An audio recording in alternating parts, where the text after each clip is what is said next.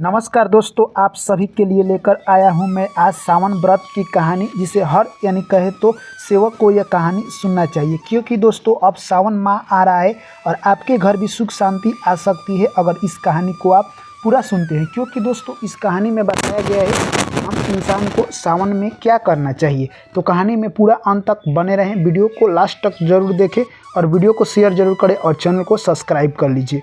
चलिए दोस्तों कहानी को शुरू करते हैं। एक छोटा सा गांव था। उस गांव में कहे तो एक पति और उसकी पत्नी रहा करते थे। दोस्तों दोनों काफ़ी मेहनती थे, यानी दोनों इतना मेहनत करते जिनसे कि उनका रोजी रोटी भी नहीं चल पाता था, पर वो मेहनत पर विश्वास रखते थे, यानी वो काफ़ी मेहनती थे। जो उस औरत का सासू माँ थी वो कुछ क्रूर स्वभाव का थी, यानी कहे तो दोस्तों अपने बहू को छूट नहीं देती थी कहीं आने जाने के लिए, यानी वो पुराने ज़माना का ही रीति रिवाज अपनाती थी। परंतु उसकी बहू जो थी नई किस्म की थी। वो उतना मेहनत तो करती परंतु उसे थोड़ा सा आज़ादी चाहिए, जो कि सासू माँ को ठीक नहीं लगता। वो दोनों काफ़ी मेहनत करते, उसी से उनका दिनचर्या चलता। धीरे धीरे समय निकलता गया दोस्तों, और एक बार कहे तो सावन का मौसम आ गया, यानी सावन का मौसम आ जाता है। बहू जाती है, यानी कहे तो घर से काफ़ी दूर जाती थी पानी भरने के लिए।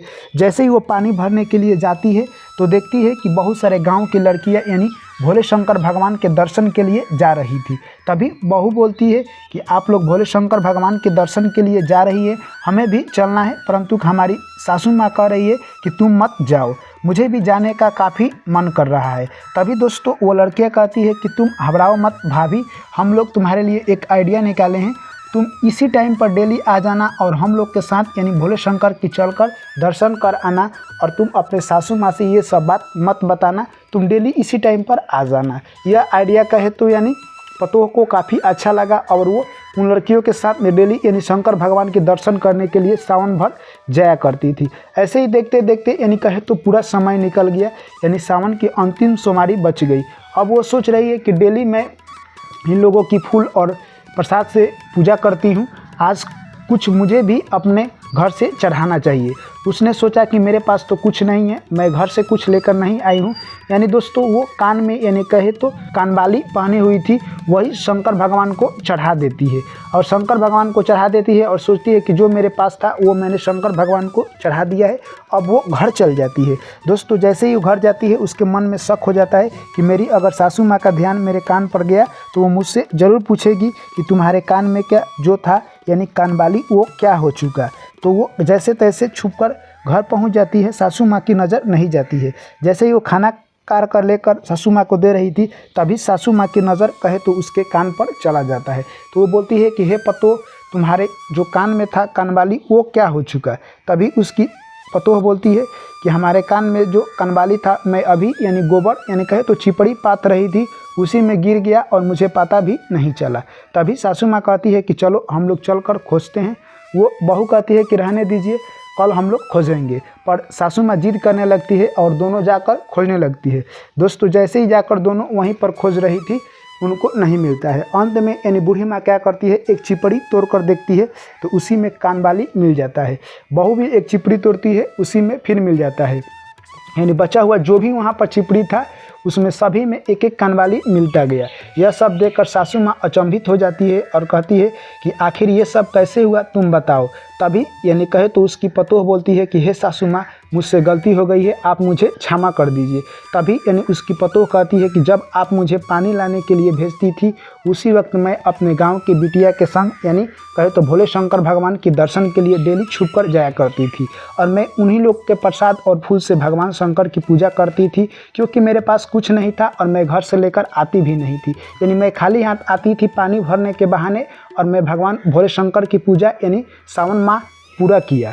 तभी मुझे लगा कि अब अंतिम सोमवारी है तो मुझे भी कुछ शंकर भगवान को यानी चढ़ाना चाहिए अपने घर से। तो मैं उस दिन यानी अंतिम सोमवारी के दिन गई शंकर भगवान के पास, तो मेरे पास कुछ नहीं था, इसीलिए मेरे पास कानबाली था, मैंने कानबाली ही शंकर भगवान को चढ़ा दी। जैसे ही यह बात बूढ़ी माँ सुनती है वो प्रसन्न हो जाती है, कहती है कि बहू तुमने बहुत अच्छा काम किया है। दोस्तों जो उसकी पतोह थी वो सच्चाई अपने सासू माँ को बता देती है और उसे भी अच्छा लगता है। अब उनके पास इतना कानबाली हो गया दोस्तों कि उनके घर धन सुख समृद्धि का यानी भंडार हो गया। अब सासू माँ कहती है कि हम लोग यानी अगले साल दोनों आदमी चलकर शंकर भगवान की पूजा करेंगे। दोस्तों देखते देखते ही ऐसे ही समय बीत जाता है। फिर यानी कहे तो सावन का मास आ जाता है और सासू माँ पतो यानी कहे तो भगवान के लिए भोग लगाती और दूध का यानी कहे तो जल अभिषेक करती। यानी काफ़ी अच्छी तरह से अब सासू माँ और पतो शंकर भगवान की पूजा किया करती थी, क्योंकि उन लोगों को समझ में आ गया है भगवान भोले शंकर को जल चढ़ाने में सावन में क्या फ़ायदा है और आपके घर में सुख समृद्धि कैसी बनी रहती है। यानी उन दोनों को पता चल गया और जो उसका पति था यानी कहे वो भी काफ़ी खुश था। वो सोच रहा था कि मेरी पत्नी ने वो कर दिया जो हम करने के लिए प्रयास कर रहे थे। दोस्तों ऐसे ही उनके घर सुख शांति और समृद्धि आ गई। मैं भोले शंकर भगवान से यही उम्मीद और प्रार्थना करूंगा जो भी हमारे साथी दर्शकगण एवं भाई एवं बहन इस कथा को सुन रहे हैं, वीडियो को शेयर कर रहे हैं और लाइक कर रहे हैं और चैनल को सब्सक्राइब कर रहे हैं, उनके घर भी ये कृपया बरसे और वो भी आगे चलकर बहुत अमीर बन जाए। चलिए दोस्तों कहानी कैसे लगी कमेंट करके जरूर बताएं। वीडियो अच्छी लगी वीडियो को लाइक करें, दोस्तों के साथ शेयर करें, चैनल को सब्सक्राइब करें। पुनः आप लोगों से मुलाकात होगी यानी अगली कहानी में। तब तक आप लोग मुझे दीजिए इजाज़त। Thank you, take care, bye bye. जय श्री कृष्ण, राधे राधे, हर हर महादेव।